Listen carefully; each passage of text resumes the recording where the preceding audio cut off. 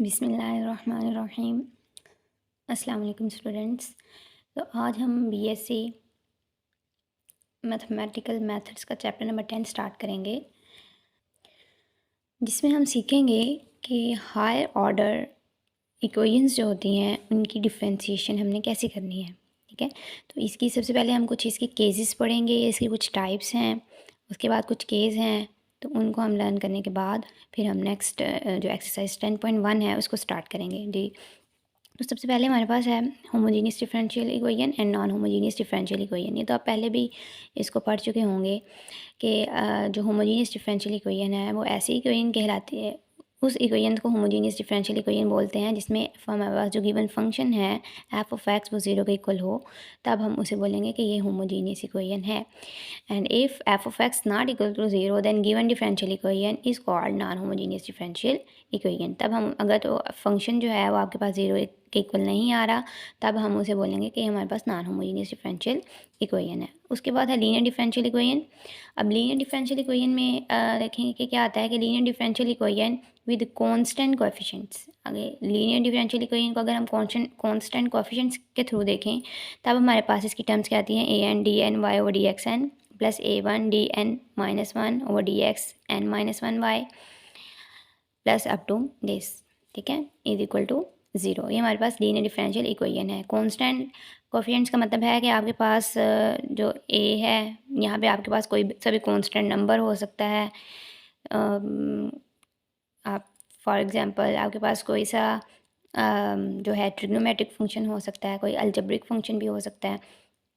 तो आपने सबसे पहले इसकी पावर लेस से स्टार्ट करनी है, ज़ीरो से स्टार्ट करनी है, और इसकी पावर आपने कोई सी भी जो ग्रेटेस्ट पावर है वो लेनी है। ठीक है, यहाँ पे हमने nth लिए, nth पावर लिए, इसलिए हम इसको nth से स्टार्ट कर रहे हैं। उसके बाद आपने ये जो a वाला है, जो a कांस्टेंट है, इसको हमने इंक्रीज़ करते जाना है, और जो हमारे पास ये डिफ्रेंसीशन वाली है d y by d x है, इसको हमने क्या करते जाना है, डिक्रीज़ करते जाना है, वन को माइनस करते जाना है। तो ये हमारे पास आ जाएगी a n minus one d y by d x. इसके बाद अब ये आपके पास हाईएस्ट पावर आ गई है डिफ्रेंशिएशन की, प्लस ए एन, इसमें से हम एक ऐड करेंगे तो हमारे पास ए एन आ जाएगा और साथ में हमारे पास वाई आ जाएगा इज इक्वल टू ज़ीरो जी। तो ये हमारे पास ये लीनियर डिफरेंशियल इक्वेशन। तो अब हम इसके कुछ केसेस पढ़ेंगे। देयर आर सम केसेस, इसके कुछ केसेस हैं जैसे कि real and distinct roots, real and equal roots, and then imaginary and distinct roots. ठीक है, ये थ्री इसके केसेस हैं। इसमें हमने देखना है कि हम अगर हमारे पास रूट्स रियल आएंगे, डिस्टिंक्ट्स आएंगे, या हमारे पास इक्वल रूट्स आएंगे, हमारे पास जो है इमेजिनरी रूट्स आएंगे, तब हम कौन कौन से इक्वेशन जो जनरल हमारे पास सोल्यूशन है वो हम क्या लेंगे। तो जी सबसे पहले हम देखते हैं कि रियल एंड डिस्टिंक्ट इक्वेशंस जो हैं, डिस्टिंक्ट रूट्स हैं, वो हमारे पास होंगे, तब हम इक्वेशन कौन सी लेंगे। If m1 and m2, if m1 m2 m3 up to mn are distinct and real roots then general solution is। तो कह रहा है अगर हमारे पास जो रूट्स आएंगे वो रियल और डिस्टिंक्ट होंगे, तब हम जनरल सोल्यूशन ये लेंगे कुछ इस तरह से, y equal to c one e की power m1x plus c two e की power m2x plus c three e की power m3x plus up to c n e की पावर mnx। मतलब आपके पास जितनी भी रूट्स आएँ, अगर आपके पास टू रूट्स हैं, थ्री हैं, फोर हैं, तो उस लिहाज से आप ये वैल्यू लेते जाएंगे। अगर आपके पास टू रूट्स होंगे तब आप सिर्फ ये फर्स्ट C1 और C2 लेंगे। अगर आपके पास थ्री होंगे तो आप C1 C2 C3 लेंगे। अगर C4 तक होंगे तब आप C1 C2 C3 C4, मतलब जैसे जैसे आपके रूट्स इंक्रीज़ होते जाएंगे वैसे वैसे ही आप जो इसका सोल्यूशन है, जो वैल्यूज़ हैं, ये भी इंक्रीज़ करते जाएंगे। Okay, next one is the real and equal roots. अगर आपके पास रूट्स रियल भी हों और इक्वल भी हों, इक्वल का मतलब है मतलब एक तो आपके पास इमेजिनरी नंबर नहीं होने चाहिए, मतलब plus one minus one plus two minus two something. Equal roots का मतलब है आपके पास सेम रूट्स हों। ठीक है, फॉर एग्जांपल जैसे देखें, सेम रूट्स का मतलब है कि आपके पास जो है ना वो कुछ इस तरह से आए, जैसे हमारे पास जो m है इज इक्वल टू, ये x की वैल्यूज़ हैं, एक्चुअली x के रूट्स हैं, फैक्टर्स हैं, वो हमारे पास क्या हैं, हमारे पास ये आ रहा है टू टू। ठीक है, हमारे पास दो वैल्यूज़ आई हैं, दो रूट्स हमारे पास आए हैं टू टू। अब देखें ये सेम है ना, ये इक्वल रूट्स हैं, तो इस तरह की अगर आपके पास कोई भी रूट्स आएंगे, अब देखें ये आपके पास जो टू है एक तो ये रियल भी है, दूसरा ये दोनों क्या हैं, इक्वल हैं। अगर आपके पास यहाँ पे -2 है, यहाँ पे भी -2 है, अब ये क्या है, सेम और इक्वल हैं और रियल हैं, ठीक है। तो इसके लिए फिर इस इक्वेशंस के लिए जब इस तरह के रूट्स आएंगे तब हम जनरल सोल्यूशन में क्या लेंगे, y=c1 x⁻0 x⁻0 it's mean ये 1 के इक्वल होता है ना, तो इसलिए यहाँ पे सिर्फ आप लोगों को समझाने के लिए यहाँ पे x⁻0 लिखा हुआ है। वैसे आप ना भी लिखें तो भी कोई इशू नहीं है।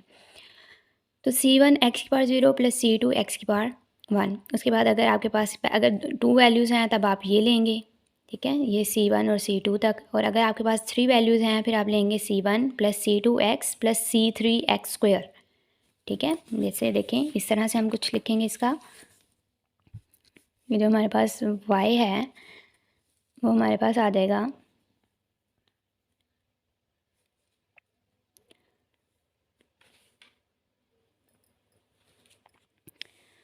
तो जो हमारे पास रियल और इक्वल रूट्स के लिए होगा उसके लिए फिर हम लेंगे c1, ठीक है, x⁻0 प्लस c2 x⁻1, ठीक है। वैल्यू जो 1 है ना, x⁻ जो है वो इंक्रीज़ करते जाना है जितने आपके रूट्स हैं। अगर 2 रूट्स हैं तो इसके लिए हम ये लेंगे और बाहर हम e⁻m1x ले लेंगे, ठीक है। जो भी हमारे पास वैल्यू होगी वो हम एक्सपोनेंशियल उसका ले लेंगे।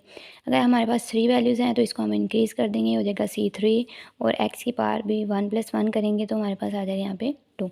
इसी तरह अगर हमारे पास 4 वैल्यूज़ हैं, जो 4 ऐसे रूट्स हैं जो इक्वल भी हैं और रियल भी हैं, तो तब हम एक और ऐड कर लेंगे इसके अंदर, तो ये हो जाएगा c4 एंड x⁻3, ठीक है। तो ये हमारे पास आ जाएगा e⁻m1x, right, okay.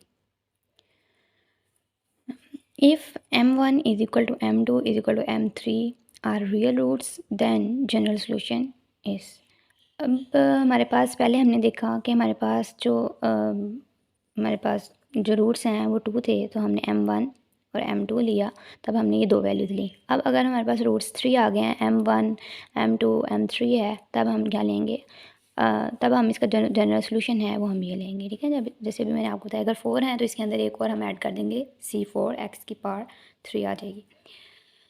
Last one इसकी जो प्रॉपर्टी है वो हमारे पास ये है कि इमेजिनरी एंड डिस्टिंक्ट रूट्स। अगर तो आपके पास रूट्स इमेजिनरी भी हैं और मुख्तलिफ भी हैं, ठीक है, डिस्टिंक्ट्स भी हैं, तब हम उसके लिए इक्वेशन कौन सी यूज़ करेंगे। फॉर एग्ज़ाम्पल देखें, अगर मैं यहाँ पे आपको बताऊँ कि अगर आपके पास रूट्स कुछ इस तरह से आ गए हैं, ठीक है, -1 ± √2, ठीक है, और साथ में आपके पास आयोटा भी है लाइक दिस, या आपके पास ये है -2 ±3 आयोटा, ओके। तब हम इसके लिए जो इक्वेशन यूज़ करेंगे, इसमें यहाँ पे देखें, यहाँ पे हमारे पास इस इक्वेशन में हमारे पास जो अल्फ़ा है, जो हमारे पास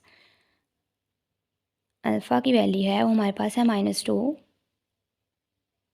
ठीक है। m1 अल्फ़ा x, जो मतलब अल्फ़ा x जो हम ले रहे हैं उसके अंदर यहाँ पे देखें, यहाँ पे देखें e⁻α x है ना, क्योंकि हमारे पास इमेजिनरी नंबर्स हैं इसलिए हम इसको अल्फ़ा और बीटा से रिप्रेजेंट करेंगे।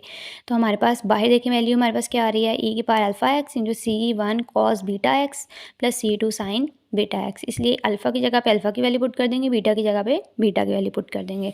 तो यहाँ पे हमारे पास अल्फ़ा की वैल्यू ये है और बीटा की यहाँ पे हमारे पास वैल्यू है 3, ठीक है। हमने ना तो प्लस माइनस इसके साथ यूज़ करना है और ना ही आयोटा को यूज़ करना है। इमेजिनरी जो हमारे पास ये सारा ये वाला नहीं हमने पार्ट लिखना है, सिर्फ हमने यहाँ से जो नंबर है हमारे पास वो हमने लिखना है यहाँ पे। तो अल्फ़ा की जगह पे -2 आ जाएगा और बीटा की जगह पे 3 हम लिख देंगे, ओके। तो देखें, imaginary and distinct roots, if roots are alpha plus iota beta then general solution is, तो हम जनरल सोल्यूशन लेंगे y e⁻α x into c1 cos βx plus c2 sin βx। ये हमारे पास इसके लिए जनरल सोल्यूशन होगा अगर हमारे पास रूट्स डिस्टिंक्ट आएँ या फिर इमेजिनरी आएँ, ओके। तो अब हम इसकी नेक्स्ट जो है ये इसकी सारी इसके केसेस से इसकी प्रॉपर्टीज़ थी कुछ, ये आपको याद होंगी, माइंड में होंगी, तब आप क्वेश्चन को सॉल्व कर सकेंगे, अदरवाइज़ क्वेश्चन सॉल्व नहीं होगा। तो इसलिए इसको ये बिल्कुल मैंने आपको ईजी वे में आपको बताया है, तो आप इसको अच्छी तरह से देख लीजिएगा। उसके बाद हम नेक्स्ट एक्सरसाइज 10.1 स्टार्ट। जी, तो हमारे पास है, ओके, तो सबसे पहले क्वेश्चन नंबर 1 है इसका। क्वेश्चन नंबर 1 है हमारे पास 9d² minus 12d plus 4 into y is equal to 0। तो ये हमने क्वेश्चन लिखा, तो सबसे पहले हमने ये जो ब्रैकेट के अंदर है इसको हमने लेट कर लेना है कि हमारे पास ये 0 का इक्वल है। तो उसके बाद हम ये वाली चीज़ यूज़ करेंगे। ओके, सबसे पहले हमने देखा कि ये हमारे पास किसका इक्वल है, 0 का इक्वल। अब हमने सबसे पहले देखना है कि क्या इसकी फैक्टराइजेशन होती है। देखें, 3 मेथड हम यहाँ भी यूज़ कर सकते हैं। Factorization by completing square by quadratic formula, ठीक है, कि जो आपको इजी लगे इन तीनों में से वो आप यहाँ पे यूज़ कर सकते हैं। तो टाइम बचाने के लिए हम यहाँ पे जो सबसे ईजी है हमारे पास वो है फैक्टराइजेशन, तो हम इसकी फैक्टराइजेशन करेंगे। तो अगर आपके पास कुछ इक्वेशंस ऐसी आ जाती हैं जो ज़रा डिफ़िकल्ट होते हैं तो उस पर आप क्वाड्रेटिक फार्मूला यूज़ कर सकते हैं, अदरवाइज़ आप यही यूज़ करें फैक्टराइजेशन। तो 9d² माइनस 6, अब यहाँ पे देखना है हमने फैक्टराइजेशन में हम क्या करते हैं। फैक्टराइजेशन हम किस तरह से करते हैं, जैसे देखिए हमारे पास है क्वेश्चन है हमारे पास 9d² minus 12d plus 4 is equal to 0। अब फैक्टराइजेशन करने के लिए हमने यहाँ पे देखना है, सबसे पहले हम यहाँ पे लिखेंगे 9d² और यहाँ पे हमारे पास आ जाएगा प्लस 4। बच्चों वाला मेथड आप लोगों को करवाने लगी हूँ, जो 9th क्लास को करवाते हैं, 10th क्लास को, वो हम यहाँ पे ज़रा थोड़ा सा मुझे लगा कि आपको बताना चाहिए। तो यहाँ पे हमारे पास 9d² प्लस 4। तो फैक्टराइजेशन करने के लिए कुछ ऐसे स्टूडेंट्स भी होते हैं जिनको बीएससी में भी जाके फैक्टराइजेशन की ज़रा थोड़ी बहुत उनको प्रॉब्लम होती है, उनको नहीं समझ आती। तो इसलिए वैसे तो आप 9th 10th फर्स्ट या सेकेंड ईयर से ये चीज़ें करते आ रहे हैं। तो अब ओके, तो यहाँ पे हमने सबसे पहले फर्स्ट वाला जो एलिमेंट हमने वो लिखा, उसके बाद लास्ट वाला एलिमेंट लिखा इज इक्वल टू 0 लिख दिया। अब ये जो सेकंड वे है ना हमारे पास, जो सेकंड हमारे पास एलिमेंट है, हमने इसकी जगह पे कुछ ऐसी नंबर्स पुट करने हैं, उनका पेयर पुट करना है जिनको मल्टीप्लाई करने से हमारे पास आ जाए कुछ इस तरह से। देखें, सबसे पहले ये और ये एलिमेंट लें, इन दोनों को हम मल्टीप्लाई करते हैं। 9d² इंटू प्लस 4 है हमारे पास, इनको मल्टीप्लाई करेंगे क्या आ जाएगा 36d²। अब यहाँ पर जो हमने पेयर लिखने हैं ना, वो पेयर जो हमने लिखना है एक, वो हमने कुछ इस तरह से लिखना है कि उनको मल्टीप्लाई करने से हमारे पास आ जाए 36d², ठीक है, और प्लस या माइनस करने से, सब्ट्रैक्ट और ऐड करने से हमारे पास आ रहा हो -12d। तो इसके लिए हम यहाँ पे बहुत सिंपल मेथड है हमारे पास। 36 को हमने देखना है, तो सबसे पहले हम 36 की इसकी फैक्टराइजेशन कर लेंगे। 2 पे जाएगा, 2 1 × 2, 2 8 × 16, 2 9 × 18, 3 3 × 9 एंड 3 1 × 3। अब हमने यहाँ पे देखें, अगर मैं ये पेयर बनाऊँ, 3 को 3 से मल्टीप्लाई करें क्या आता है 9 आता है, 2 को 2 से मल्टीप्लाई करें क्या आ जाता है 4। अब देखिए 9 और 4 का अगर मल्टीप्लाई करें, 9 4 ज़ा 36 आ जाएगा, और अगर 9 और 4 को हम ऐड करें तो हमारे पास क्या आ जाएगा 12 आएगा, ठीक है। 9 और 4 को अगर हम ऐड करें तो हमारे पास 13 आ जाएगा, जबकि हमें क्या चाहिए 12 चाहिए, इसलिए हम ये पेयर तो यूज़ नहीं कर सकते। तो अब देखें, अगर हम यहाँ पे 3 3 ज़ा 9, 9 2 ज़ा 18, अब ये हमारे पास आ गया 18। 18 को 2 से मल्टीप्लाई करें तब भी 36 आता है, लेकिन 18 में से 2 को माइनस करें तो हमारे पास 12 यहाँ पर नहीं आता। तो इसलिए हम अब ये भी हम यूज़ नहीं कर सकते पेयर, तो 18 और 2 वाला। तो अब हम यहाँ पे करते हैं कि 2 को 3 से मल्टीप्लाई करें, 2 3 ज़ा 6, इस 2 को भी 3 से मल्टीप्लाई करें, 2 3 ज़ा 6, ठीक है। अब 6 को 6 से मल्टीप्लाई करें तो हमारे पास आ जाएगा 36, और 6 में 6 को ऐड करें तो हमारे पास क्या आ जाएगा 12।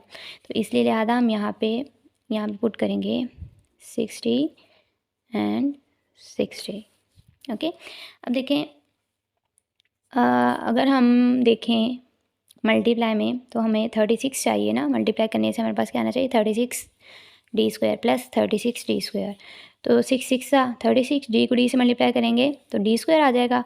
अब यहाँ पे हमने साइन देखना है, हम कौन सा साइन यूज़ करेंगे। तो अगर हम इसको माइनस कर दें, ठीक है, और इसको प्लस कर दें तो माइनस प्लस ये तो कैंसिल आउट हो जाएंगे दोनों, यहाँ पे तो ज़ीरो आ जाएगा, इसलिए यहाँ पे प्लस तो हम नहीं लगा सकते। तो दूसरा हमारे पास सेकंड और लास्ट ऑप्शन यही है कि हम यहाँ पर भी माइनस पुट कर दें। अब देखिए मल्टीप्लाई करें, माइनस माइनस प्लस हो जाएगा मल्टीप्लाई करने से। 6 6 36, डी को डी से मल्टीप्लाई करें तो डी स्क्वायर, तो हमारे पास आ जाएगा प्लस 36 डी स्क्वायर। और अगर हम इनको ऐड करना चाहें तो माइनस माइनस प्लस, इनको प्लस कर दें 12 डी आ जाएगा। लेकिन साइन हमेशा क्या आती है, माइनस की, तो इसलिए हमारे पास आ जाएगा माइनस 12 डी। ये हमारे पास आ गया। अब इसके बाद हम आते हैं क्वेश्चन की तरफ। तो ये आ गया हमारे पास 9 d square minus 6 minus 6 d plus 4 is equal to 0। यहाँ से देखें इन दोनों में से क्या चीज़ कॉमन आ रही है, 3D कॉमन आ रहा है, तो हमने 3D कॉमन ले लिया। अंदर हमारे पास क्या रह गया, 3D माइनस 2, ठीक है। 3 का टेबल पढ़े 9 आए, तो 3 3 से 9, तो यहाँ पे आ गया 3। अब ये जो D है, ये वाला जो D है एक, ये इस स्क्वायर से कैंसिल हो गया, बाकी यहाँ पे D रह गया, वो हमने यहाँ पे लिख दिया। इसी तरह माइनस है, माइनस 3 का टेबल पढ़े 6 आए, 3 2 से 6, तो यहाँ पे आ गया 2। अब ये D इस D से कैंसिल हो गया तो ख़त्म हो जाएगा। अब इन दोनों में से देखें क्या कॉमन आता है। एक तो हमारे पास हमें यहाँ पर जो हमने बनाना है, हमें अंदर ब्रैकेट में हमें माइनस चाहिए, ठीक है। तो इसके लिए यहाँ पे तो प्लस है, तो हम यहाँ से क्या करेंगे, माइनस को कॉमन लेंगे। हमने -2 कॉमन ले लिया। अब D कॉमन नहीं ले सकते क्योंकि यहाँ पे 4 के साथ D नहीं है, तो -2 कॉमन लिया। अब माइनस माइनस प्लस, तो यहाँ पे आ गया प्लस, 2 का टेबल पढ़े 6 आए, 2 3 से 6, यहाँ पे आ गया 6 और साथ में आ जाएगा D। Minus plus minus multiply कर रहे हैं हम इसको, 2 का टेबल पढ़े 4 आए, 2 2 4 इज इक्वल टू 0। अब देखें ये हमारे पास सेम है ना। अब यहाँ पे हमने देखना है कि हमारे पास कॉमन क्या चीज़ है, ठीक है, क्या हमारे पास कॉमन आ रहा है। तो कॉमन हमारे पास है 3D माइनस 2, 3D माइनस 2। यहाँ पे देखें ये हमारे पास इनमें क्या कॉमन आ रहा है, 3D माइनस 2, तो ये हमने कॉमन ले लिया। अंदर भी हमारे पास क्या रह जाएगा, 3D minus 2 is equal to 0। अब एक मरतबा इसको हम जो है वो इस 3D माइनस 2 को 0 को इक्वल कर लेंगे, और एक मरतबा इस 3D माइनस 2 को 0 को इक्वल कर लिया हमने। तो 3D यहाँ से ये -2 इस तरफ जाएगा तो 0 + 2 हो जाएगा, 0 + 2 is equal to 2, 3D is equal to 2। And यहाँ से हमने D की वैल्यू फाइंड करनी है, ये 3 मल्टीप्लाई हो रहा है, इस तरफ आके डिवाइड हो जाएगा। इसी तरह यहाँ पर भी 3D -2, ये -2 इस तरफ जाके +2 हो जाएगा। D की वैल्यू आ गई हमारे पास 2 डिवाइडेड बाय 3। अब यहाँ पे मुझे देख के आप बताएं कि क्या यहाँ पर एक इक्वल रूट्स नहीं है। और ये देखें यहाँ पे भी 2/3 है और यहाँ पे भी 2/3 है। ये बात तो अंडरस्टूड है, ये बात तो हम जानते हैं कि ये रियल नंबर्स हैं, ठीक है, ये रियल हैं क्योंकि इनके साथ आयोटा नहीं है। अगर आयोटा होता तो फिर हम इनको रियल नहीं बल्कि इमेजिनरी बोलते। तो since the roots are real and equal, so the general solution is, क्योंकि अब हमें पता है कि जब हमारे पास जो रूट्स आए हैं D है, आप इसको M1 भी लेट कर सकते हैं, ठीक है, आप इसको M भी बोल सकते हैं। आप अगर इस तरीके से आप इसको कर लें तो ये भी सही है, अगर नहीं तो आप इसकी ऑक्सिलरी इक्वेशन भी बना सकते हैं, ठीक है। ये मैं नेक्स्ट क्वेश्चन में चलें आपको बता दूँगी। तो ये आ गया हमारे पास। अब हमारे पास जो जनरल सोल्यूशन है, क्योंकि ये इक्वल है तो इसलिए y is equal to C1 x की पावर 0 प्लस C2 x की पावर 1 इंटू e की power m1 x। Putting value put कर दें। अब C1 x की पावर 0 किसके इक्वल होती है, 1 की इक्वल होती है, तो यहाँ पे आ गया 1, C1 1 से मल्टीप्लाई हुआ तो C1 ही आ जाएगा, प्लस C2 इंटू एक्स। अब यहाँ पर m की वैल्यू क्या है, मतलब जो d की वैल्यू है ना वही m की वैल्यू है, तो यहाँ पे हमने लिख दिया e की पावर 2/3 m की जगह पे आ गया और साथ में हमारे पास यहाँ पे आ गया x। जी, तो ये था हमारे पास क्वेश्चन नंबर 1। अगर आप इसका स्क्रीनशॉट लेना चाहते हैं तो ये लें, आप इसका स्क्रीनशॉट भी ले सकते हैं। जी, तो सेकंड क्वेश्चन है हमारे पास 75D square plus 50D plus 12 into y is equal to 0। तो सेम मेथड हमने यूज़ करना है। देखें हमारे पास है यहाँ पे ये क्वेश्चन, तो हमने सबसे पहले लेट कर लेना है, हमने ले लेना है ये 75D square plus 50D plus 12 is equal to 0। अब ये हम y नहीं लेंगे क्योंकि हमने जनरल सोल्यूशन में बताना है ना, तो इसलिए हम इस y को अभी इग्नोर करेंगे। तो हम यहाँ पे क्वाड्रेटिक फार्मूला यूज़ करने लगे हैं। आप लोगों को पता है क्वाड्रेटिक फार्मूला क्या होता है, y is equal to -b plus -b square minus 4ac/2 है, ठीक है, अंडर रूट। तो यहाँ पे हमने वैल्यूज़ पुट कर देनी है। हमें पता है b की वैल्यू हमारे पास क्या है, 50 है, a की वैल्यू हमारे पास 75 है और c की वैल्यू हमारे पास 12 है। तो यहाँ पे हमने वैल्यू पुट कर दी है, देखें। ओके, तो y is equal to this इस 50 का स्क्वायर लिया तो हमारे पास आ गया 2500 आ गया, माइनस इनको मल्टीप्लाई किया तो हमारे पास 3600 हमारे पास इसका आंसर आया। 75 को 2 से मल्टीप्लाई किया तो ये तो अंडर रूट आएगा 150 ही आएगा।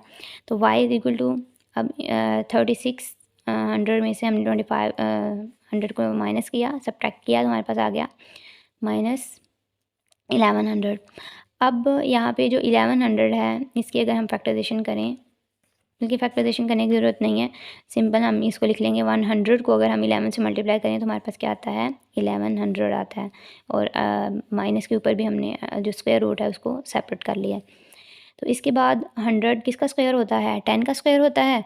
तो जो 10 का स्क्वायर रूट कैंसिल हो जाएगा, बाहर हमारे पास आ गया 10 और अंदर हमारे पास आ जाएगा √11 और √-1 भी हमें पता है किसके इक्वल होता है आयोटा के इक्वल। तो यहाँ पे हमारे पास आ गया iota. Then y is equal to, अब यहाँ से देखें हम यहाँ से 10 कॉमन ले सकते हैं तो हमने 10 कॉमन लिया, ये 10 जो है इससे कैंसिल हो गया, बाकी हमारे पास रह गया 15, 0 0 से कैंसिल, बाकी 15 रह जाएगा हमारे पास जी। तो ये हमारे पास आ गया इसका y। अब हमने क्या करना है इसमें -5 के नीचे 15 को अलग कर लेंगे, सेपरेट कर लेंगे और √11 के अंदर नीचे हम 15 को सेपरेट कर लेंगे। तो यहाँ पे जब हमने इसको सेपरेट किया तो 5 1 सा 5, 5 3 सा 15 आ जाएगा। तो हमारे पास ये आ गया।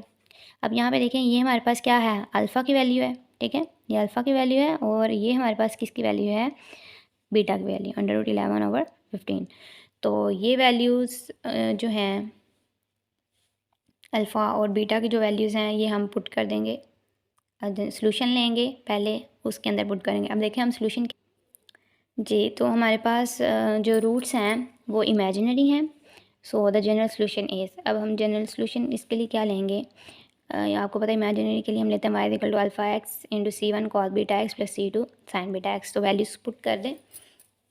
तो जब वैल्यूज़ पुट करेंगे तो अल्फ़ा की जो वैल्यू है हमारे पास वो है -1/3। तो इस अल्फ़ा की जगह पे हम पुट कर देंगे -1/3। इसी तरह बीटा की वैल्यू हमारे पास क्या है √11/15। तो यहाँ पे आ जाएगा √11/15 और यहाँ पे भी आ जाएगा √11/15। तो ये था हमारा जो सेकंड क्वेश्चन है वो। उसके बाद क्वेश्चन नंबर जो 3 है उसमें देखें, उसमें हमारे पास क्या है d³ -4d² + d + 6 × y = 0। तो इस सेम हमने मेथड यूज़ करना है। तो सबसे पहले हमने इसको लेट कर लेना है 0 का इक्वल। अब यहाँ पे देखें, यहाँ पर हम quadratic formula, factorization by completing square, ये तीनों हम यूज़ नहीं कर सकते हैं क्योंकि उसके लिए ज़रूरी है आपके पास जो इक्वेशन हो वो आपके पास क्वाड्रेटिक इक्वेशन हो, ठीक है। कौन सी इक्वेशन हो क्वाड्रेटिक, और क्वाड का तो मतलब होता है आपके पास मतलब जो पावर है वो आपके पास 2 से स्टार्ट हो रही हो, ठीक है, 2 से, 1 से भी नहीं, 2 से स्टार्ट हो रही हो। तो उसके लिए फिर हम यहाँ पे हमारे पास पावर इसकी क्या है क्यूब आ गई है, तो उसके लिए हम सिंथेटिक डिवीजन यूज़ करेंगे, ठीक है। ये आप लोग 10th के चैप्टर में पढ़ चुके हैं, 10th क्लास में पढ़ चुके हैं, ये आप सेकंड चैप्टर में। तो अब यहाँ पे हम सिंथेटिक डिवीजन यूज़ करेंगे। तो इसके लिए हमने ले लेना है, यहाँ पे देखें डी जो क्यूब है इसकी जगह पे क्या है, इसके साथ क्या है 1, तो हमने 1 लिख लिया, इसके साथ -4 तरतीब से आपने लिखना है, ठीक है, एक सीक्वेंस से लिखना है। तो अगर आपके पास फॉर एग्जांपल अगर आपके पास d³ के बाद आपके पास आ गया है d1, ठीक है, d की पावर 1 आ गई है, तो आप इसको स्किप नहीं करेंगे बल्कि इस d² की जगह पे फिर आप यहाँ पे 0 पुट कर देंगे, ठीक है। अगर आपके पास ये चीज़ ना हो इस तरह से, या फॉर एग्जांपल अगर आपके पास ये है d की power 4 -3d³ + d -4 = 0 like this. तब हम जो इसके लिए जो सिंथेटिक डिवीजन यूज़ करेंगे, जो हम लिखेंगे यहाँ पे देखें इसके साथ क्या है 1 है ना, ठीक है, 1 से मल्टीप्लाई हो रहा है, तो यहाँ पे आ जाएगा 1। d4 की बाद क्या आता है, d की पावर 3 आती है, तो इसकी जगह पे क्या है -3, d3 के बाद d² आता है ना। अब d² तो ये नहीं है, तो अब आपने ऐसा नहीं करना कि डायरेक्ट इसकी जगह पे 1 पुट कर देना हो, तो हम यहाँ पे 0 पुट करेंगे। उसके बाद हमारे पास d है, तो d की जगह पे 1 आ जाएगा, फिर हमारे पास आ जाएगा -4, ठीक है। इस तरह से हम इसको फिर लिखेंगे, ओके। क्योंकि अब हमारे पास सारी वैल्यूज़ हैं d³ से लेके हमारे पास d की पावर 0 तक, तो हमने ये देखें ये वैल्यू लिख ली। अब यहाँ से जो 1 है इसको हम नीचे उतारेंगे, यहाँ पे आ गया 1। अब देखें, अब यहाँ पर हमने जिसके साथ इसको मल्टीप्लाई करना है वो हमने कुछ इस तरह से लेना है ताकि यहाँ पे जब यहाँ पे देखें हमारे पास 6 है ना, +6 है, तो यहाँ पे हमारे पास -6 आए, ठीक है। अगर यहाँ पे -6 होता तो यहाँ पे हमें फिर +6 चाहिए था। तो वो हमने देखना है कि यहाँ पे हम 1 से इसको मल्टीप्लाई करेंगे, -1 से मल्टीप्लाई करेंगे, 2 से, -2 से, कुछ भी। तो ये आप लोग जब प्रैक्टिस करेंगे तब आप लोगों को आइडिया होगा कि आपने किसके साथ इसको मल्टीप्लाई करना है, ठीक है। अगर आप फ़ौरन अगर आप देख भी लें, इसको चेकआउट भी कर लें कि 1 से आता है वो, तो आप वैसे भी कर सकते हैं कि अगर 1 को मल्टीप्लाई करें 1 से, तो 1 1 ज़ा 1 आ जाएगा, -4, 4 में से 1 को माइनस कर दें तो -3 आ जाएगा। उसके बाद -3 को 1 से मल्टीप्लाई करें तो हमारे पास आ जाएगा -3 यहाँ पे आ जाएगा, ठीक है। इस तरह से करके आप इसको फाइंड आउट भी कर सकते हैं। अब यहाँ पे हम इसको -1 से मल्टीप्लाई करेंगे, -1 को 1 से मल्टीप्लाई किया तो -1 आ गया, माइनस माइनस प्लस, 4 + 1 5, और साइन कौन सी आएगी यहाँ पे, माइनस की। अब -5 को -1 से मल्टीप्लाई करें तो माइनस माइनस प्लस, यहाँ पे आ जाएगा +5, 5 + 1 6, 6 को -1 से मल्टीप्लाई करें तो यहाँ पे आ जाएगा -6। अब -6 + 6 कैंसिल आउट, यहाँ पे आ गया हमारे पास 0, ये हमारे पास रिमाइंडर है। तो अब हमारे पास जो बाकी है वो हमारे पास 3 वैल्यूज़ आ गई हैं, तो इसको हमने सीक्वेंस से लिख लेना है। ये हमारे पास क्या है, कांस्टेंट वैल्यू। तो इसके बाद ये हमारे पास क्या होगा, D1 होगा, और ये हमारे पास क्या होगा, D² होगा। तो यहाँ पे हमने लिख लिया D² -5D + 6 = 0। अब ये हमारे पास देखिए क्वाड्रेटिक इक्वेशन आ गई है। अब हमने इसकी फैक्टराइजेशन करनी है, इसके ऊपर फार्मूला अप्लाई करना है या कंप्लीटिंग स्क्वायर यहाँ पे यूज़ करना है, तो आप कुछ भी यहाँ पे यूज़ कर सकते हैं इसकी। ओके, तो नेक्स्ट हम इसकी फैक्टराइजेशन करेंगे। अगेन हमें क्या चाहिए था, हमारे पास था D² और +6, तो हमने यहाँ पे लिख लिया D² + 6 = 0। अब हमें मल्टीप्लाई करने से हमारे पास हमें 6 चाहिए, 6D² चाहिए, और प्लस से माइनस करने से हमें -5D चाहिए, ठीक है। तो फिर इसलिए हमने यहाँ पे -3 × -2, आप वही मेथड यूज़ कर सकते हैं जो मैंने आपको क्वेश्चन नंबर 1 में बताया है। आप वही मेथड इसमें भी यूज़ कर सकते हैं, ठीक है। इसकी जो मल्टीप्लिकेशन का है, इसका पेयर फाइंड करने का, देखें अगेन मैं आपको एक मतलब बता दूँ ताकि आपकी भी अच्छे से प्रैक्टिस हो जाए। तो हमने यहाँ पे देखें, हमने यहाँ पे लेना है हमारे पास है, फर्स्ट एलिमेंट है हमारे पास D², और फिर हमारे पास है 6, इनको मल्टीप्लाई करें हमारे पास आ जाएगा 6D²। अब 6 की जो है हम ये फैक्टराइजेशन कर लेंगे, तो 2 3 = 6 एंड 3 1 = 3, तो हमारे पास आ गया 3 और 2। यही हमारे पास सिर्फ आया है ना इसके एलिमेंट्स, तो इन दोनों को ही हमने देखना है कि क्या हमारे पास इनको यूज़ करके आंसर आता है कि नहीं। तो देखें, 3 को 2 से मल्टीप्लाई करें 6 आ जाएगा, 3 में 2 को ऐड करें तो 5 आ जाएगा। तो हम यही 2 पेयर जो हैं वो हमने, जो हमारे पास जो पेयर है एक, इसी को हमने यहाँ पे यूज़ करना है। तो देखें, D² -3D -2D + 6 = 0, ये फैक्टराइजेशन करने से आ गया हमारे पास। अब यहाँ पे हमने कॉमन लिया D, तो अंदर हमारे पास आ जाएगा D -3, और यहाँ से हमारे पास आ जाएगा -2 कॉमन, क्योंकि अंदर हमें माइनस चाहिए ना, तो यहाँ पे तो प्लस है इसलिए माइनस को कॉमन लेंगे, तो -2, तो D -3 आ जाएगा। अब क्या कॉमन आ रहा है इसमें से, D -3, और अंदर हमारे पास आ जाएगा D -2 = 0। एक मतलब इसको हम कर देंगे 0 के इक्वल D -3 को, और एक मतलब D -2 को। अब देखें ये वाला जो हमारे पास रूट है D+1 जो है, ये देखें यहाँ पर जो हमने सिंथेटिक डिवीजन में जो हमने यूज़ किया है -1, ये भी हमारे पास एक्चुअली रूट ही है, ठीक है, जो हमने यूज़ किया है यहाँ पे। तो ये वाला जो -1 है, इसको भी हम यहाँ पे यूज़ कर रहे हैं। लोग ये देखें, D+1 = 0 लेंगे तो हमारे पास जो रूट है वो हमारे पास क्या आ जाएगा, -1, वही पीछे वाला सिंथेटिक डिवीजन में जो हमने यूज़ किया था। अब हमारे पास यहाँ पे रूट्स हमारे पास रियल हैं और डिस्टिंक्ट्स हैं। तो रियल और डिस्टिंक्ट रूट्स के लिए हम जो जनरल सोल्यूशन लेंगे वो हमारे पास आ जाएगा y = C1 e ^ m1x। अब यहाँ पे m1 की जगह पे D1 भी पुट कर सकते हैं, ठीक है, D1 D2 D3, no issue. अगर आप m ही रहने देना चाहते हैं तो आप ये भी रख सकते हैं। तो अब हमें हमारे पास m1 की वैल्यू क्या है, 3 है, 2 है, -1 है। या आप यहाँ से स्टार्ट कर सकते हैं, m1 की वैल्यू आप -1 ले सकते हैं, m2 की 2 और m3 की 3 ले सकते हैं, ठीक है। तो m1 = -1, m2 = 2, m3 = 3, यहाँ पे पुट कर दें वैल्यूज़, तो ये आपके पास जो गिवन जो जनरल सोल्यूशन है वो आपके पास निकल आया y। उसके बाद क्वेश्चन नंबर 4 है। क्वेश्चन नंबर 4 में देखें, क्वेश्चन नंबर 4 में आपके पास अगेन आपने यही यूज़ करना है। सबसे पहले आप ब्रैकेट वाला लेंगे, लेट करेंगे इसको 0 के इक्वल, तो ये आपके पास आ जाएगा d cube plus t square plus t plus 1 is equal to 0। उसके बाद यहाँ देखें हमारे पास, अब क्योंकि हमारे पास क्यूब में थी वो भी, तो यहाँ पे भी हम सिंथेटिक डिवीजन यूज़ करेंगे। तो हमने ये वैल्यूज़ लिख ली। अब यहाँ पे 1 है तो हमने इस 1 को नीचे उतार लिया, इसको -1 से मल्टीप्लाई करेंगे, तो -1 को 1 से मल्टीप्लाई किया -1। अब ये -1 है, ये +1 है, ये दोनों कैंसिल आउट, यहाँ पे आ जाएगा 0। 0 को -1 से मल्टीप्लाई करेंगे, क्या आएगा हमारे पास 0। तो 1 में 0 को ऐड करें 1 आ जाएगा। 1 को -1 से मल्टीप्लाई करें -1 -1 +1 कैंसिल, यहाँ पे हमारे पास क्या आ जाएगा 0। अब बाकी जो हमारे पास जो रिमाइंडर है वो हमारे पास रह गया डी स्क्वायर। यहाँ से आपने देखना है कि ये आपके पास कांस्टेंट वैल्यू है, तो ये आपके पास डी वैल्यू होगी, डी होगा, ये आपके पास डी स्क्वायर होगा। तो d square plus 0 d plus 1 is equal to 0। अब 0 डी है 0 के इक्वल होता है, तो 0 को 1 में ऐड करें या इसमें ऐड करें तो आपके पास 1 आ जाएगा या डी स्क्वायर आ जाएगा। तो यहाँ पे हमारे पास आ जाएगा d square plus 1 is equal to 0। अब यहाँ पे देखें ये +1 है, इसको दूसरी तरफ लेके जाए -1 हो जाएगा। अब हम स्क्वायर रूट लेंगे, तो स्क्वायर रूट लेने से ये तो कैंसिल हो गया स्क्वायर, और यहाँ पे जब हमने स्क्वायर रूट लिया तो -1 किसकी वैल्यू होती है, √-1। ये देखें √-1 किसकी वैल्यू होती है,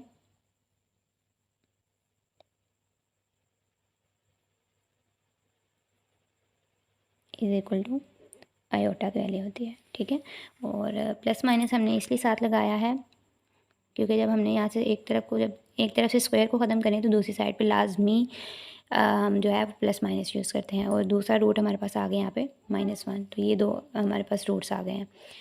अब देखिए हमारे पास रूट्स आर इमेजिनरी एंड डिस्टिंक्ट्स। ठीक है, हमारे पास जो रूट्स हैं वो इमेजिनरी भी हैं, ये इमेजिनरी है, और डिस्टिंक्ट्स भी हैं। तो जो जनरल सोल्यूशन हमारे पास होगा वो हमारे पास कुछ इस तरह से होगा। अब यहाँ पे देखिए हमारे पास दो रूट्स आए हैं, आप इनको अलग अलग भी लिख सकते हैं, आप इनको इकट्ठा भी लिख सकते हैं। ठीक है, तो यहाँ पे देखें सबसे पहले हमारे पास जो यहाँ पे रूट आया है, हमारे पास एक तो रियल है, दूसरा डिस्टिंक्ट है। हमारे पास एक ही रूट है तो हम इसके लिए यूज़ करेंगे y=c1a⁴ ठीक है, m भी आप यूज़ कर सकते हैं यहाँ पे, mx या α1x। अब दूसरा हमारे पास यहाँ पे रूट्स क्या है, इमेजिनरी। तो हमने पीछे देखा था इसकी केसेस में, कंडीशंस में, कि अगर आपके पास रूट्स इमेजिनरी आएंगे तब हम जो सोल्यूशन है वो कुछ इस तरह से यूज़ करेंगे। ठीक है, तो ये हमने यूज़ कर लिया। अब क्योंकि यहाँ पे हम α1 ले चुके हैं तो यहाँ पे हमारे पास आ जाएगा α2। इसी तरह यहाँ पे हम C1 यूज़ कर चुके हैं, तो यहाँ पे हम लेंगे C2 से स्टार्ट करेंगे, C1 से स्टार्ट नहीं करेंगे, C2 एंड C3। और अगर आपके पास कोई दो यहाँ पे रूट्स होते जो रियल रूट्स हैं -1, और अगर आपके पास आपने सपोज करते हैं 2 भी आ जाता, तब हमने यहाँ पे दो लेने थे, C1 + C2। फिर उसके बाद जब आपने ये वाला स्टार्ट करना था, फिर आपने यहाँ से C3 एंड C4 लेना था। ओके, अब वैल्यू पुट कर दें, तो जो α1 है उसकी वैल्यू हमारे पास -1 है, तो इसलिए यहाँ पे हमारे पास आ जाएगा -1x। एंड जो बीटा है, बीटा की वैल्यू हमारे पास यहाँ पे क्या है, देखें यहाँ पे बीटा की वैल्यू क्या है, 1 है। ठीक है, मैंने आपको बताया था ना तो हम प्लस माइनस यूज़ करेंगे और ना ही यहाँ पर हम आयोटा यूज़ करेंगे। ओके, यहाँ पे सिंपल जो है वो हमने क्या यूज़ करना है, सिंपल हमने यहाँ पे 1 यूज़ करना है। ठीक है, 1 आयोटा है ना, तो इसीलिए 1 यूज़ करेंगे। अगर यहाँ पे 2 आयोटा होता तो सिंपल सिर्फ हमने यहाँ पर 2 पुट करना था, आयोटा को साथ पुट नहीं करना। तो अब यहाँ पर देखें, यहाँ पर हमारे पास सिर्फ क्या है, प्लस माइनस आयोटा है। अब जो हमारे पास अल्फ़ा है, अल्फ़ा की वैल्यू हमारे पास यहाँ पर क्या है, 0। ठीक है, तो अल्फ़ा की वैल्यू हम यहाँ पे 0 ले लेंगे। α2 की वैल्यू, तो यहाँ पे देखें α2 की जगह पे, ये α2 है तो α2 की जगह पे हमने यहाँ पे 0 पुट किया हुआ है, और साथ में हमारे पास आ गया x। क्यों, क्योंकि यहाँ पे अल्फ़ा की वैल्यू, α1 की वैल्यू हमारे पास क्या है, सॉरी α2 की वैल्यू हमारे पास 0 है, ये α1 है। आप इसको α1 लेट कर लें, इसको α2 लेट कर लें, नो इशू। ओके, तो ये हमने वैल्यूज पुट की, e⁻0x, 0x से मल्टीप्लाई होगा तो 0 हो जाएगा, तो e⁻0, ये देखें ये अंडरस्टूड है कि e⁻0 किसके इक्वल होती है, 1 के। ठीक है, e⁻0 किसके इक्वल होती है, 1 के। तो यहाँ पर हम स्टार्ट करेंगे फिर नेक्स्ट, देखें तो जी, तो नेक्स्ट हमारे पास जो सोल्यूशन है वो हमारे पास इसका जो जनरल सोल्यूशन है वो हमारे पास कुछ इस तरह से आ गया, C/1 e की पावर माइनस एक्स। अब ये देखें क्योंकि ये तो ज़ीरो हो गया, e की पावर 0 1 आ गया यहाँ पे, इसलिए ब्रैकेट 1 को अंदर मल्टीप्लाई कर दें, 1 को मल्टीप्लाई किया तो ये ब्रैकेट ओपन हो गई हमारे पास। C2 जो x है वो 1 के साथ मल्टीप्लाई होगा तो यहाँ पे आ जाएगा sine x plus C3 cos x. Okay, तो ये था जी हमारे पास क्वेश्चन नंबर 4। उसके बाद हम नेक्स्ट स्टार्ट करेंगे क्वेश्चन नंबर 5। क्वेश्चन नंबर 5 जो है इसमें भी देखें हमारे पास आगे तकरीबन जो हमारे पास है ना, ये सारे ही हमारे पास सिंथेटिक डिवीजन वाले हैं। ठीक है, पावर इनकी इंक्रीज़ हो रही है ना, इसलिए सिंथेटिक डिवीजन हम यूज़ करेंगे मेथड।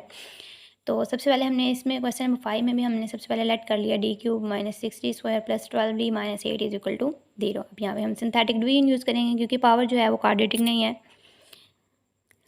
ओके, तो हमने स्टार्ट किया यहाँ पे, वही हमने लिखा।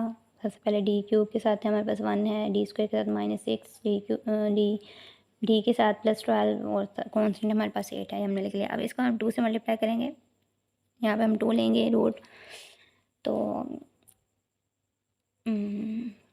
2 से लिया, यहाँ पे 1 नीचे उतारा, 2 1 सा 2, यहाँ पे आ जाएगा 2 प्लस इसके साथ माइनस है तो प्लस माइनस माइनस, इसलिए ये माइनस हो रहे हैं। 6 में से 2 को माइनस करें हमारे पास 4 आ जाएगा। अब बड़ी रकम के साथ हमारे पास माइनस का साइन है, इसलिए यहाँ पे आ जाएगा माइनस।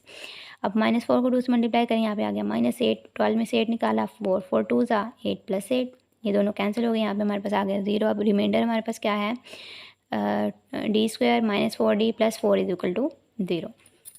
अब देखिए हमारे पास अगेन क्वाड्रेटिक इक्वेशन आ गई है। क्वाड्रेटिक इक्वेशन वो होते हैं जिसमें इसका जो आपके पास ऑर्डर है, ठीक है, वो आपके पास 2 हो। ठीक है, ऑर्डर आपके पास 2 होना चाहिए, 1 नहीं होना चाहिए, 3 नहीं होना चाहिए, 4 नहीं होना चाहिए। कहाँ से स्टार्ट होना चाहिए, 2। क्वाड का मतलब होता है 2। ओके, तो फैक्टराइजेशन यहाँ पे हमने अगेन की, मल्टीप्लाई करने से हमारे पास आना चाहिए 4d² और प्लस और माइनस करने से हमारे पास आना चाहिए -4d। तो देखिए हमने ये पेयर बना लिया इसका, -2d मल्टीप्लाई करेंगे तो हमारे पास आ जाएगा +4d², और अगर इन दोनों को हम सब्ट्रैक्ट करेंगे या ऐड करेंगे तो हमारे पास आ जाएगा -4d। तो यहाँ से इन दोनों में से कॉमन है d, हमने d कॉमन ले लिया, अंदर हमारे पास आ जाएगा d-2। यहाँ से क्या चीज़ कॉमन आती है, यहाँ पे प्लस है ना, हमें तो माइनस चाहिए अंदर, इसलिए माइनस को कॉमन लिया और 2 भी कॉमन आ गया, तो यहाँ से हमने हमारे पास आ गया d-2। अब देखिए क्या चीज़ कॉमन आ रही है, d-2 कॉमन आ रहा है और अंदर हमारे पास क्या रह जाएगा, d-2 हमारे पास अंदर आ जाएगा इज इक्वल टू 0। अब एक मत बाईस d-2 को 0 के इक्वल कर देंगे, एक मत बाईस d-2 को 0 को इक्वल कर देंगे, और यहाँ पे हमारे पास एक और रूट है 2, तो हमने d इज इक्वल टू 2 भी लिख लिया। तो ये -2 दूसरी तरफ जाएगा +2, -2 दूसरी तरफ जाके +2, तो d is equal to 2, d is equal to 2, d is equal to 2। अब यहाँ पर देखें, यहाँ पे हमारे पास रूट्स क्या हैं, इक्वल हैं, ठीक है, और रियल भी हैं। तो इसके लिए फिर हम, अगर हमारे पास रूट्स इक्वल और रियल होंगे तब हम जनरल सोल्यूशन इसके लिए क्या यूज़ करेंगे, क्या लेंगे, y is equal to c1 x की power 0 plus c2x plus c3 x²। ठीक है, x की वैल्यू को आपने, जो इसका ऑर्डर है x का, जो इसकी पावर है उसको इंक्रीज़ करके जाना है। बाहर हमारे पास आ जाएगा m1x, वैल्यू पुट करें। अब पुटिंग वैल्यूज़, अब जो हमारे पास यहाँ पे सिर्फ m की वैल्यू है ना, ठीक है, रूट्स की वैल्यू है, ये m1 है, ये m2 है, ये m3 है, तो मतलब हम इसको m कह सकते हैं। ओके, जैसे देखें ना, ये जो है हमारे पास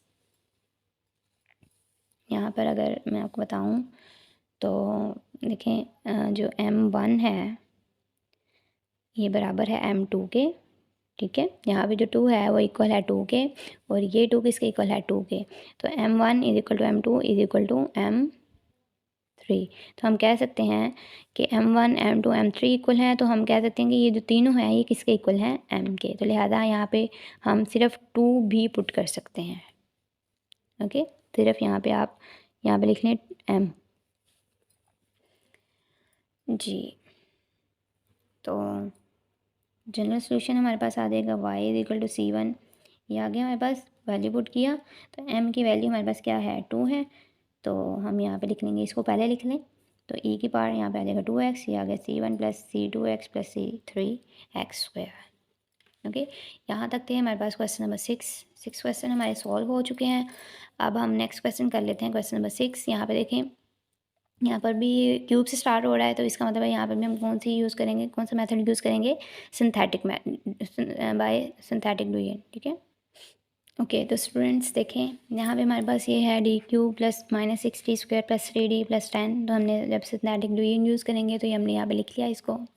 यहाँ से 1 नीचे उतारा, अब इसको हम -1 से मल्टीप्लाई करेंगे तब हमारे पास ये 0 आएगा, ठीक है। अगर 1 से मल्टीप्लाई करेंगे तो ये कैंसिल आउट नहीं हो सकेगा, हमारा क्वेश्चन वैसे का वैसे ही।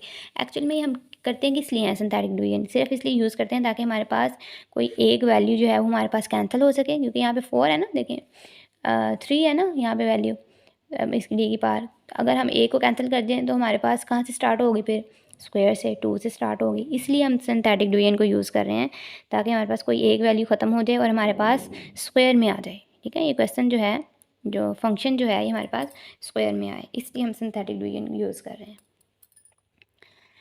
ओके, तो यहाँ पे हमारे पास है, यहाँ पे जब हमने इसको किया तो हमारे पास आ गया 1 - 7 × 10।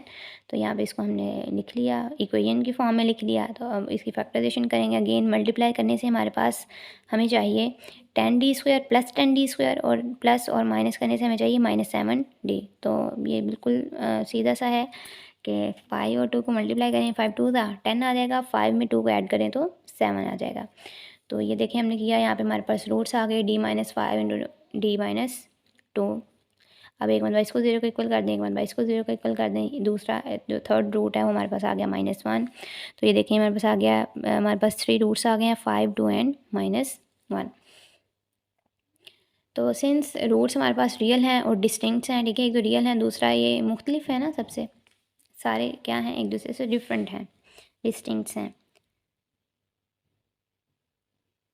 तो जनरल सोल्यूशन हमारे पास क्या होगा, ये तो जनरल सोल्यूशन फिर हमारे पास हो जाएगा यहाँ पे y = e⁻m1x, क्योंकि रियल और डिस्टिंक्ट हैं। तो यहाँ पर फिर हम ये ले लेंगे C1 C2 एंड C3, ठीक है। मतलब यहाँ पे ये कुछ इस तरह से लिया हुआ है, देखें।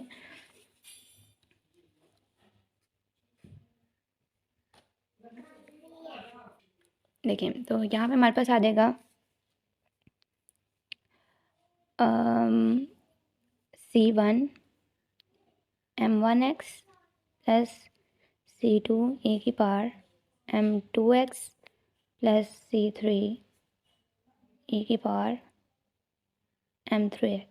ठीक है। ये हमारे पास है इसका जनरल सॉल्यूशन, कुछ इस तरह से होगा।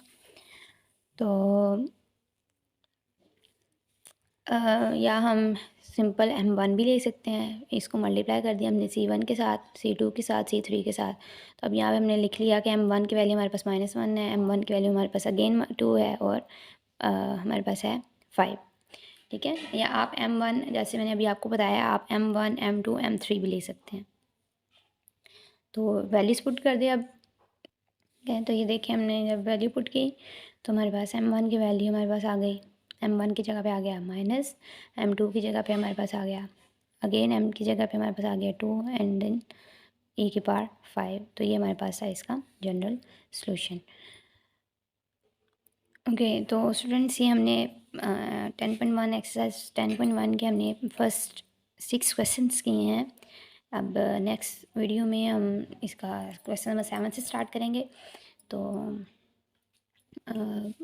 मेरे जो है कैसे कहते हैं, अगर आपको मेरे नोट्स चाहिए तो डिस्क्रिप्शन में मैंने अपना व्हाट्सएप नंबर लिख दिया है, तो आप उस पर मुझसे रब्ता करके तो नोट्स ले सकते हैं। ये बिल्कुल हैंडमेड नोट्स हैं और इसके अंदर एक एक चीज़, एक एक बात क्लियर की हुई है। तो अगर आपको चाहिए तो आप वहाँ पे जो है व्हाट्सएप पे मुझसे रब्ता करके नोट्स ले सकते हैं।